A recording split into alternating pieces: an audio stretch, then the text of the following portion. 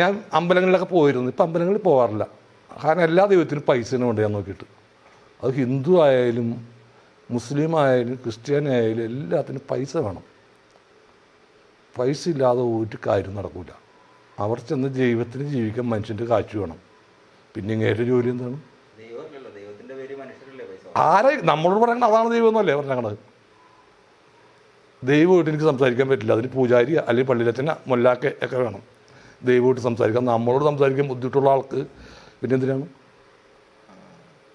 എൻ്റെ ദൈവത്തോട് ഞാൻ നേരിട്ട് സംസാരിച്ചോളാം. പിന്നെ ചെറുപ്പത്തിൽ അടിച്ചേൽപ്പിച്ച കുറച്ച് സംഭവങ്ങളുണ്ട് നമ്മുടെ മനസ്സിൽ. അപ്പോൾ ഈശ്വരാന്ന് നമ്മൾ അറിയാണ്ടൊക്കെ വിളിച്ചു ഇല്ലെന്ന് പറഞ്ഞില്ല. ഇപ്പം എനിക്ക് വിശ്വാസമില്ല. ആ ഒരു സങ്കല്പത്തോട് തന്നെ വിശ്വാസമില്ല. ഇല്ല. ഞാൻ പറഞ്ഞില്ലേ, ഞാൻ ചെറുപ്പത്തിലേ കുഞ്ഞുനാളിൽ തുടങ്ങി കയറ്റിവിട്ട സംഭവമാണ്. അപ്പോൾ അതിൻ്റെ പേരിൽ ഈശ്വരാന്നൊക്കെ ചിലപ്പോൾ വിളിച്ചു പോകും. ഞാൻ ഇല്ലെന്നൊന്നും പറയാനില്ല. പക്ഷേ ഇതെല്ലാം വെറും അർത്ഥശൂന്യം എന്നുള്ളത് മനസ്സിലായി കഴിഞ്ഞിട്ടുണ്ട്. ജീവിതാനുഭവങ്ങളിലൂടെ മനസ്സിലാക്കി കഴിഞ്ഞിട്ടുണ്ട്. ദൈവത്തിൻ്റെ പേര് പറഞ്ഞ ആളുകൾ ജീവിക്കുകയാണ്, ദൈവത്തിന് വിറ്റ് ജീവിക്കുകയാണ്. അതറിയാം, ഇവർക്കറിയാം, മലയാളികൾക്കറിയാം ഇതും വിൽക്കുകയാണ്. എന്നിട്ടും അതിന് കൂട്ടുവെക്കുകയാണ് എന്നുള്ളതാണ്. എല്ലാം തട്ടിപ്പാണ്.